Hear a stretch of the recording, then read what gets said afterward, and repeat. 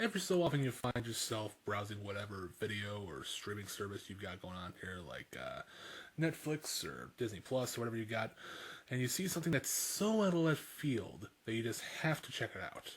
That old sense of human curiosity that we all seem to share. And usually that may stem from how it looks to you initially, how well it may appeal to you based on the appearance alone.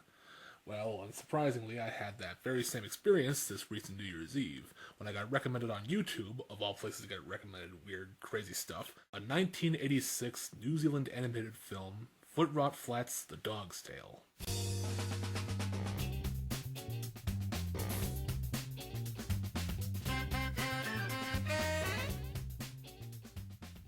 As many of these animated films go, it was based on a book series created by Murray Ball and released by Magpie Productions. And I have no idea how strict these guys are with copyright, so I'm going to try and not let scenes play out for too long, because as it says here on the video description, this video is officially licensed via Magpie Productions, the copyright holder of the original film. Anyone caught pirating this film will be eaten by the Murphy's Hellhounds.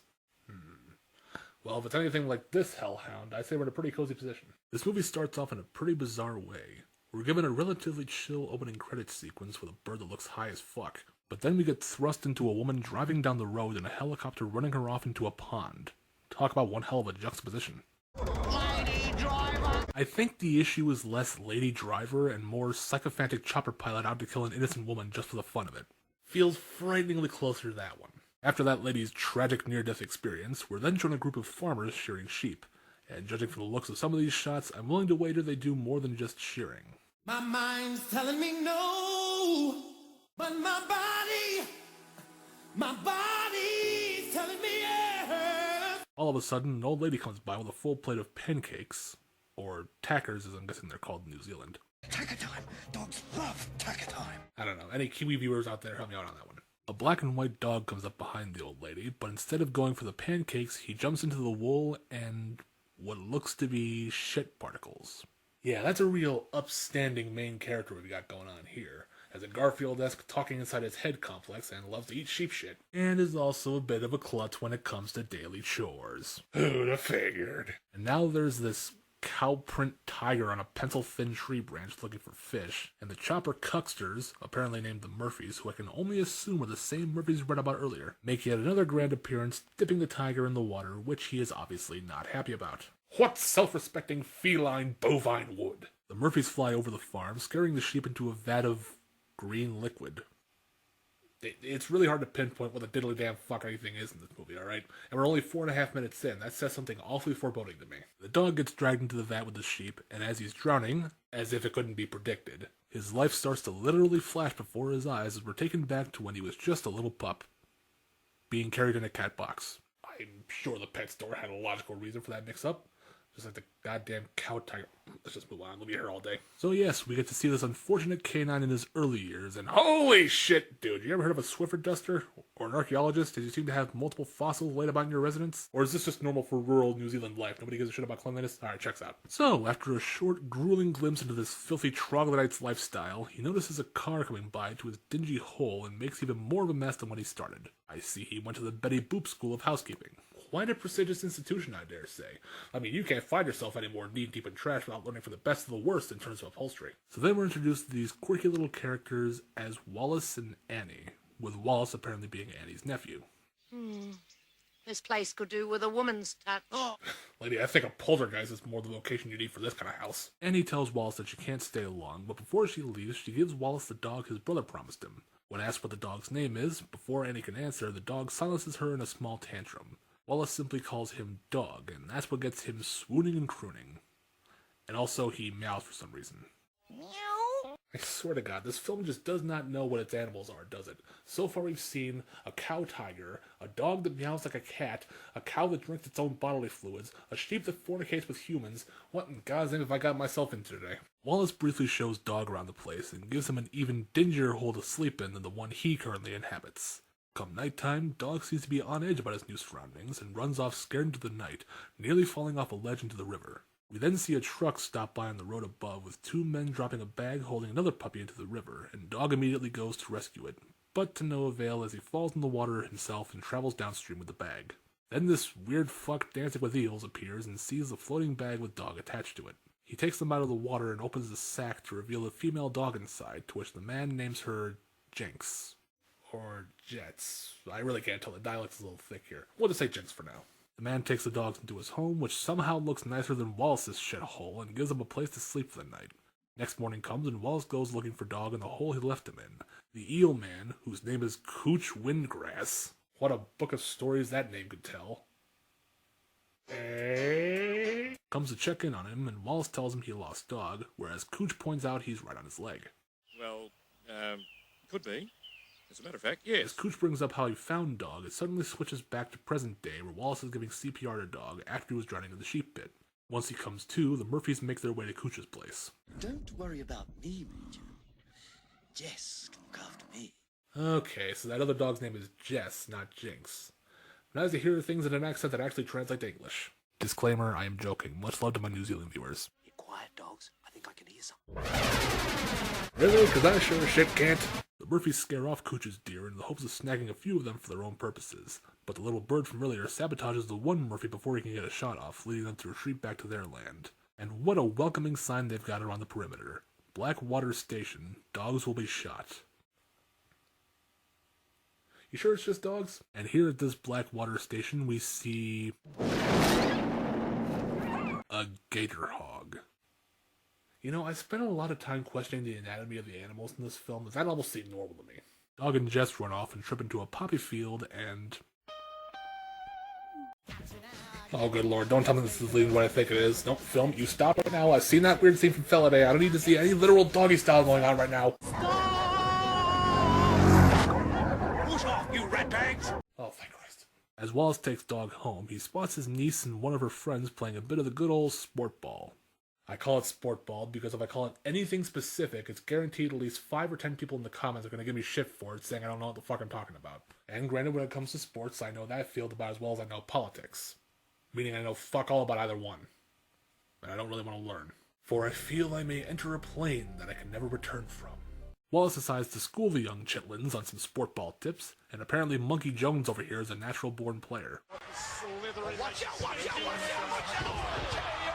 He then informs Wallace about an upcoming major sports event that leads to him, of course, having a long-winded, self-stroking fantasy that gets way too Kiwi for my liking. There it is. What do you expect from a frog referee who probably thinks a rack's a large stone? After the fantasy finishes, Wallace gets the idea to train with Dog for the event, and it goes about as well as you could possibly imagine this hopeless sod can achieve. Come the big day of the game, Wallace is suddenly seen preparing for a date with a woman named Cheeky Hobson, the same woman we saw get her car waterlogged by the Murphys from before. Dog feels some second-hand embarrassment for Wallace. Honestly, who wouldn't? Look at this lumpy, dumpy fuck. And is ultimately not happy with his decision to skimp out on the game. Wallace drives into town and heads to the hair salon to check up on Cheeky. And then... God damn it. Please don't tell me we're getting a musical number from this doorstop of a man. A winning love is hard enough to find. Fuck it in a bucket we are. And why does he sound not that bad, all things considered? It's like listening to an actually well-made AI cover that slaps. I fucking hate that it sounds so good. If anything, I find it funnier that it sounds like this. I'm gonna get me some fucking pain tonight, and no one'll stop me, I sing, from drizzling on that cake.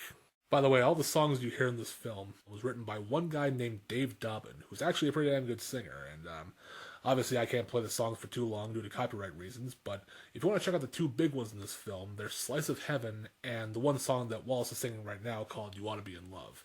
They're actually really damn good, and I think they're way too good to be in this kind of movie. I digress. Of course, Cheeky's won over, and they finally go on their date, with Wallace leaving Dog behind despite his protests. In a small bit of misdirection, Cheeky sees a fancy French restaurant and thinks that's where they're going, but Wallace instead booked them a table at Cafe White Trash.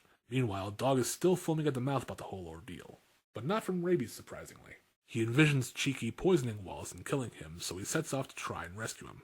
Wallace takes one sip of his tea and goes to put in some sugar, but Cheeky has other plans in mind with some enhancement tablets. Yeah, I feel it goes without saying at this point that this is apparently supposed to be a kid's film, but it has a shit ton of adult references and even some adult language being used in here that it would make Rocko's Modern Life look like Baby Looney Tunes in comparison. But I suppose Kiwi kids are built different than American ones, so fair play to them. Dog sees the tablets fall by the cup and storms in to spill Wallace's tea on his dick. Not to say he's undeserving, but He could have at least let that happen naturally a little later on the line. He continues to assault Wallace with various food items and makes a mess of everything, leading Cheeky to dispose of the pills herself and Wallace getting as close to second base as he'll ever get in his entire life again. Pudding, then, Cheeky? Wallace angrily drags Dog out of the diner and ties him outside as punishment for ruining his date.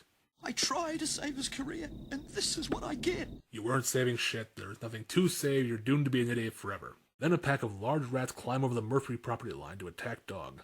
But in a miraculous twist of fate, the cowprint tiger comes by to save Dog. The rats fall back, but he still goes after them. Throughout the night rages a horrible rainstorm, and we cut to the Murphys in their warm, wholesome tidings. One of the Murphys, named Spit, makes the urgent decision to rob Cooch's prize deer stag during the storm, to which they choose to take the helicopter. You know, if you wanted to steal a stag in the cover of darkness, you think you could be a little stealthier than a goddamn chopper. Is that just their thing? Do they just refuse to do business without the chopper? Alright, boys, we're heading out in the chopper. But boss, what they see is illegal. I like using the bloody chopper! Jess's box collapses and she ends up being dragged along by the rainwater, while the Murphys somehow successfully steal the prize stag, despite being in a loud-ass bright light helicopter. Cooch goes out to feed his deer and notices his stag is missing. Meanwhile, Wallace sends Chimp Limbs and Dog to round up the straggling sheep to higher ground. The sheep, being snarky little dicks, refuse to move easily, so Jake Spider Monkey here decides to do a little sheep sledding. After trying and failing, Private Guerrilla Warfare notices Jess's box toppled over, believing the Murphys took her, and goes to warn Wallace, while Wallace is dealing with his own problems rounding up the animals. He then realizes the big game's about to start and rushes back home to get his gear.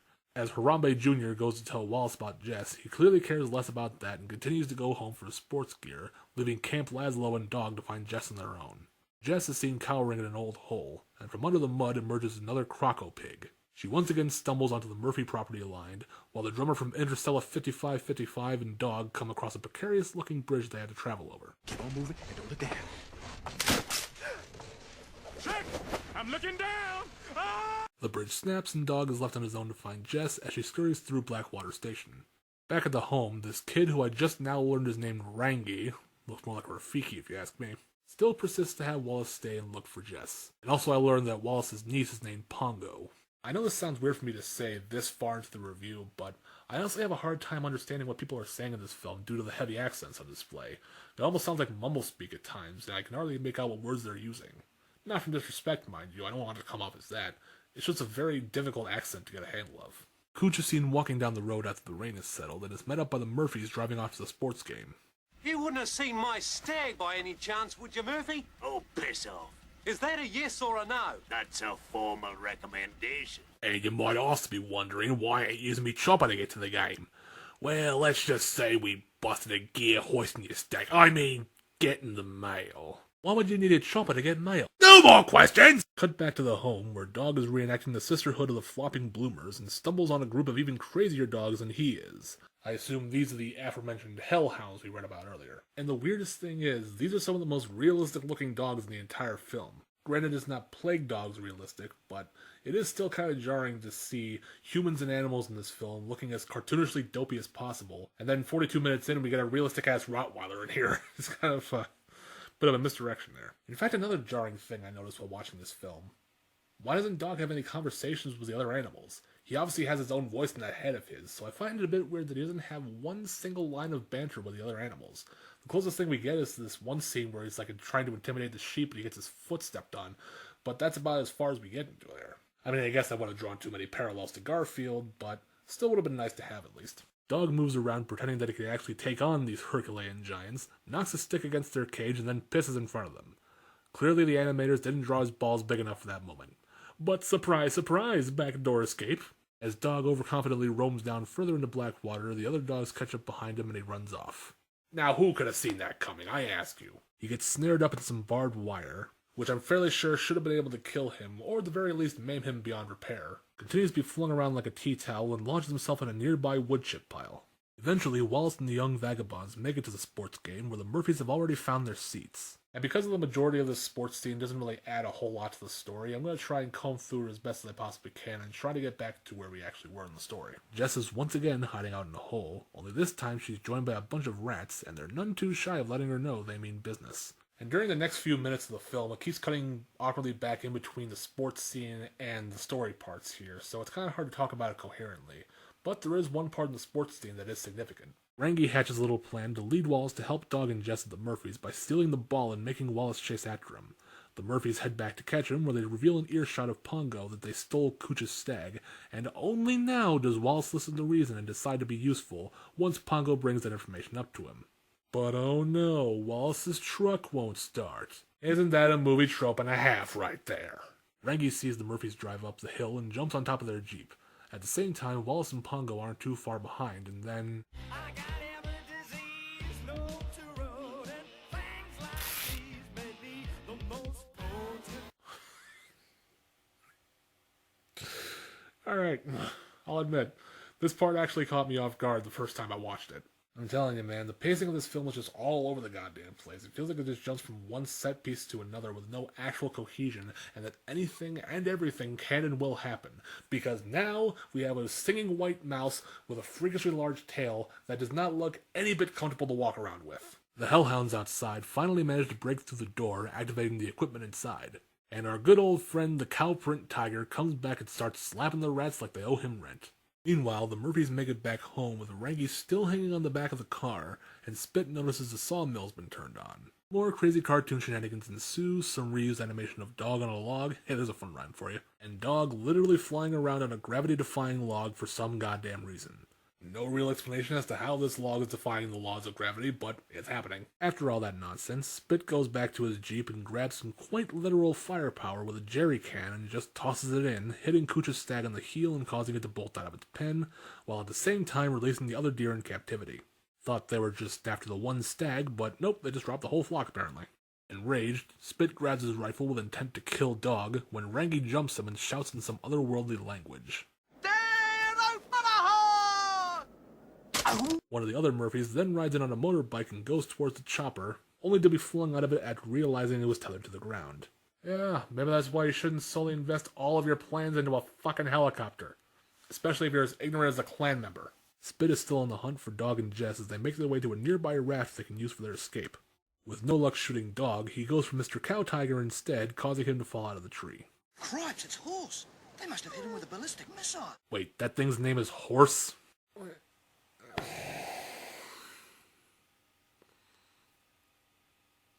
A giant tiger with a cow print body is named Horse. This movie really does not know what its animals are, does it? Son of a bitch, let's just finish this up. There's only 10 minutes left. After Wallace's failed attempt at a Tarzan reference, he decides to turn into the Swamp Man and tackles Spit into the river. And as if to piss me off even more, in come the Croco Pigs. Yes, I said Croco Pigs. Never heard of them? You don't want to because it sounds fucking stupid and I'm getting way too heated about this animal mismatching. Skipping past a couple things that I honestly don't feel are important enough to discuss, Dog and Jess reunite on the raft and sail towards the bridge where Wallace, Pongo, and Rangi attempt to rescue them. Unfortunately, they're only able to rescue Jess, leaving Dog and...